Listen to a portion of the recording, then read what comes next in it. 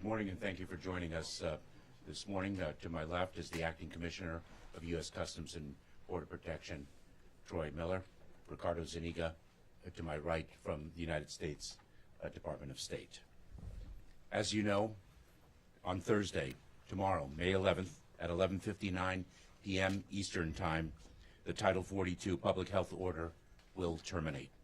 At that point, we will once again process people at our southern border using our immigration enforcement authorities under Title 8 of the United States Code. Our overall approach is to build lawful pathways for people to come to the United States and to impose tougher consequences on those who choose not to use those pathways. We are taking this approach within the constraints of a broken immigration system that Congress has not fixed for more than 2 decades, and without the resources we need, personnel, facilities, transportation, and others that we have requested of Congress and that we were not given. We have seen the effectiveness of our approach. More than 100,000 people from Cuba, Haiti, Nicaragua, and Venezuela have arrived lawfully through the pathway we have made available to them, and we reduced border encounters from these groups by 90% between December of last year and March of this year. Our president has led the largest expansion of lawful pathways ever. At the same time, we are clear-eyed about the challenges we are likely to face in the days and weeks ahead, which have the potential to be very difficult.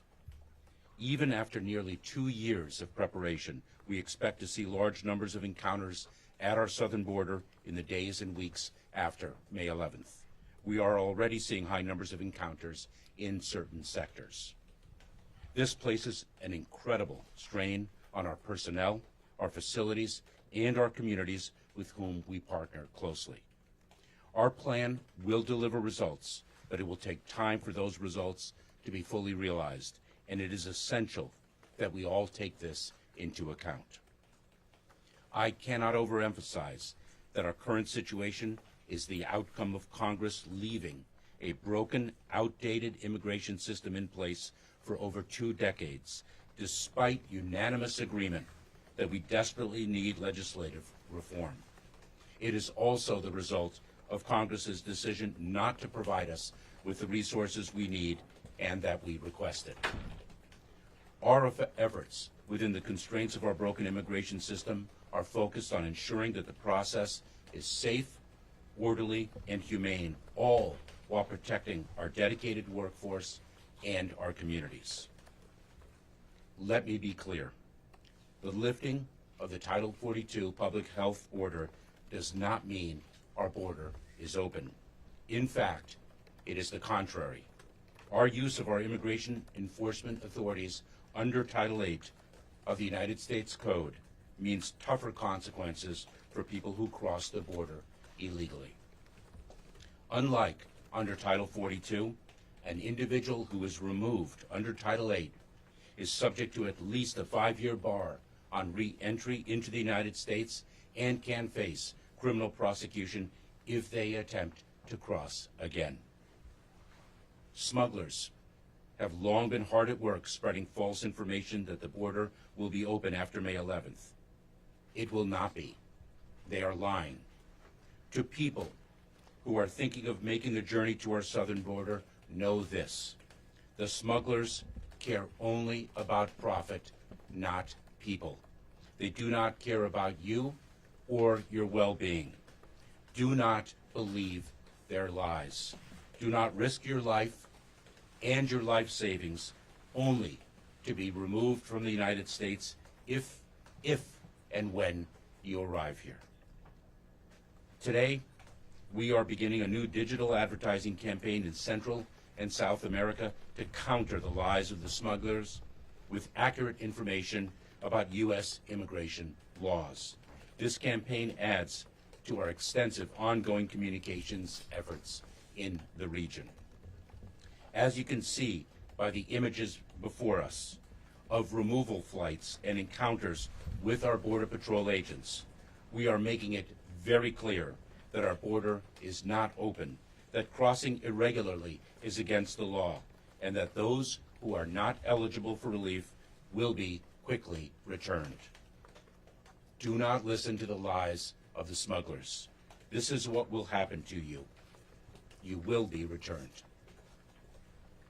Today, alongside the Department of Justice, we are finalizing a new rule to encourage individuals to use available, lawful, safe, and orderly pathways to enter the United States. The rule presumes that those who do not use lawful pathways to enter the United States are ineligible for asylum. It allows the United States, it allows us to remove individuals who do not establish a reasonable fear of persecution in the country of removal. Non-citizens can rebut this presumption only in very limited circumstances. For example, if they have used our lawful pathways or sought asylum or protection in another country through which they have traveled and were denied. This rule goes into effect once the Title 42 public health order terminates tomorrow, on Thursday at 11:59 p.m. Eastern Time. What I have just described are only a few elements of an expansive effort that began in 2021 to prepare for this transition from the Title 42 Public Health Authority to our tougher immigration enforcement authorities. In addition to obtaining the first increase in Border Patrol agent hiring in over a decade, the first in over a decade, we are in the process of surging personnel to the border, including more than 1,400 DHS personnel, 1,000 processing coordinators, and an additional 1,500 Department of Defense personnel. All of these individuals will allow our law enforcement officers to stay in the field and focus on their critical mission. We are delivering on tougher consequences for unlawful entry, including the return, removal, and expulsion of more than 665,000 people during the first half of this fiscal year. We are conducting dozens of removal flights per week, and we continue to increase our removal flight capability. We are increasing our efficiency and reducing processing times at the border. We launched the CBP One app, which in its first 4 months helped 83,000 individuals schedule an appointment at a port of entry, and we are taking steps to expand available appointments. We bolster the capacity of local governments and NGOs. Just last week, we announced the distribution of an additional $332 million to support communities along the southern border and in the interior of our country. We are leading an unprecedented law enforcement disruption campaign that has led to the arrest of nearly 10,000 smugglers who profit from vulnerable immigrants. Knowing that this is a regional challenge that requires a regional solution, we continue to work with countries throughout the Americas to deter irregular migration. This includes a coordinated campaign with Colombia and Panama to prevent individuals from following ruthless smugglers into the very dangerous Darien. And we are working with our partners in Mexico regularly on a range of issues.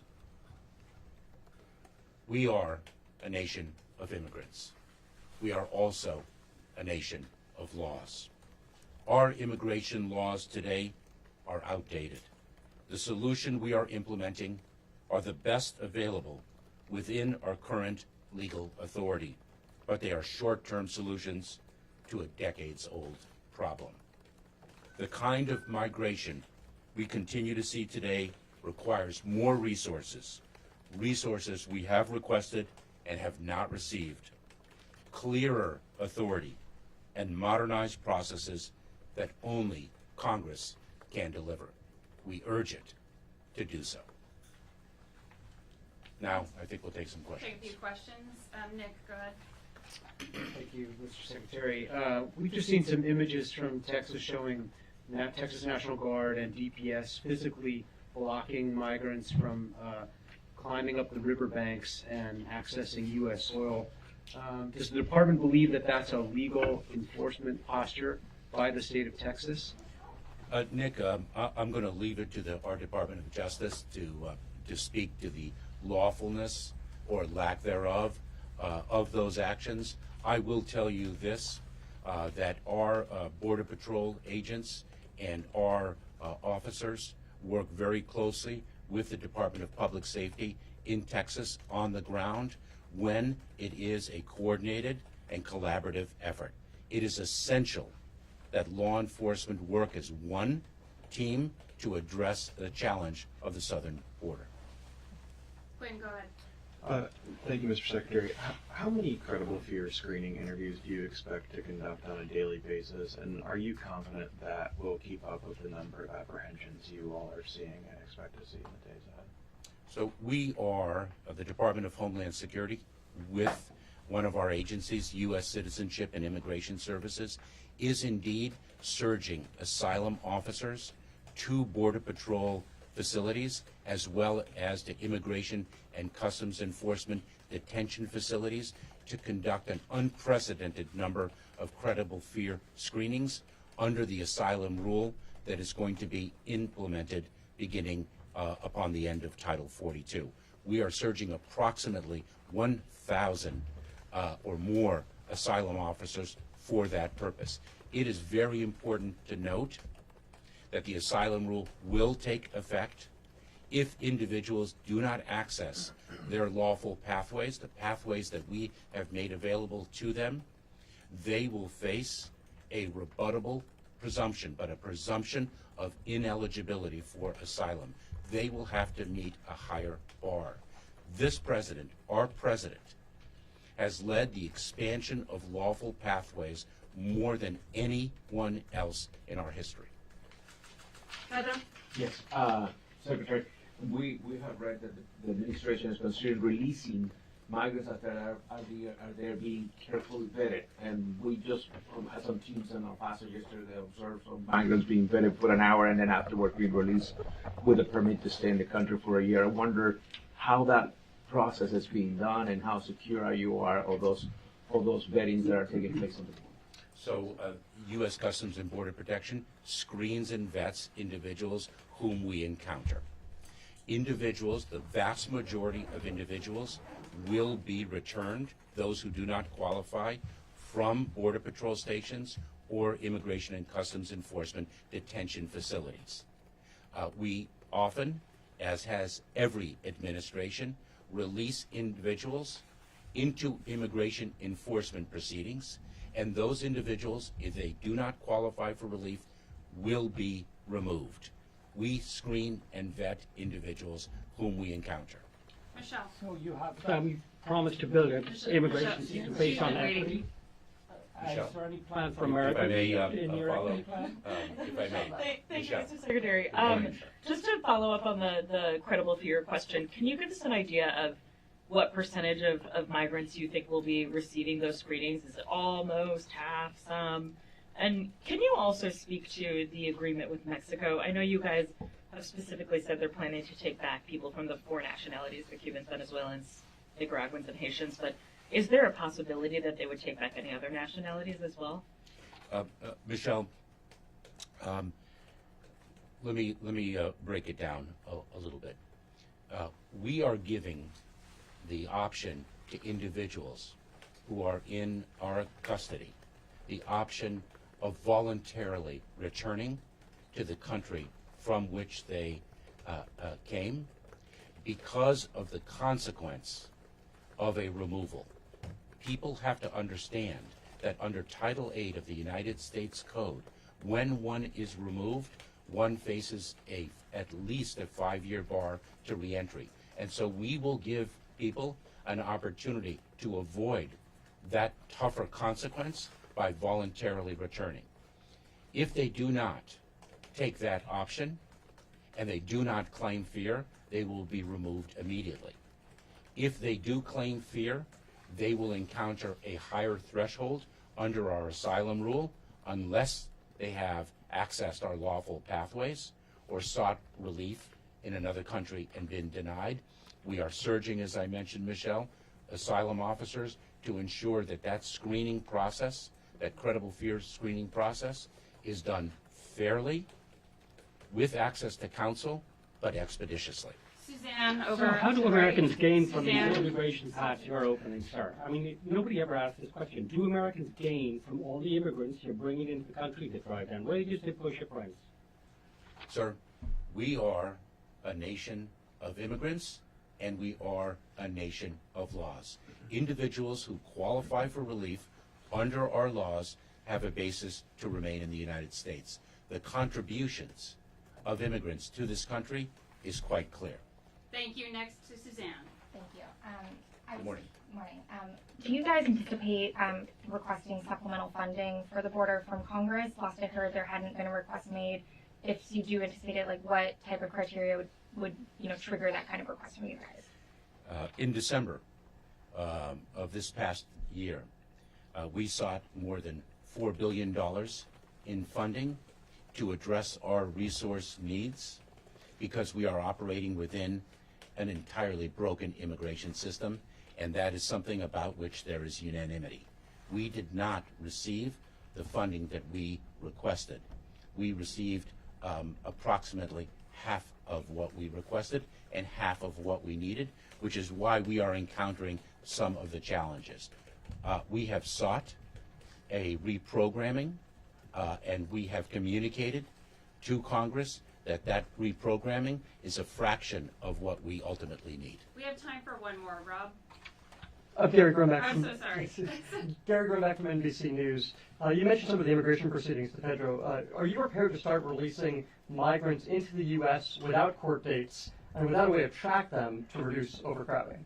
So when, like other administrations, when we release individuals, we release them on conditions. And their compliance with those conditions is absolutely necessary. And if they fail to comply, we will seek to apprehend them and remove them. They are ultimately in immigration enforcement proceedings. But what we are speaking of, what you are inquiring of, is a minor, is a fraction of the people that we encounter. In fact, the vast majority will be addressed in our Border Patrol facilities and our ICE detention facilities. Is that not a message, though, that the border is open, then, to migrants? Oh, absolutely, absolutely not. And I think you can ask the approximately 1.4 million people who were expelled, returned, or removed from the United States this past year. Do you still Sir, consider that's this all a we challenge have. and not a Want to add crisis? anything You else still on consider regional this? processing It is now a centers? crisis. I'm sorry? If you wanted to add anything else on regional processing centers, if not, we'll close remarks. Let me just answer Marcia's question, if I may, with respect to regional processing centers. They are a powerful example of what I expressed earlier, which is that our president has led the expansion of lawful pathways more than anyone preceding him. The regional processing centers are an extraordinary example of that leadership.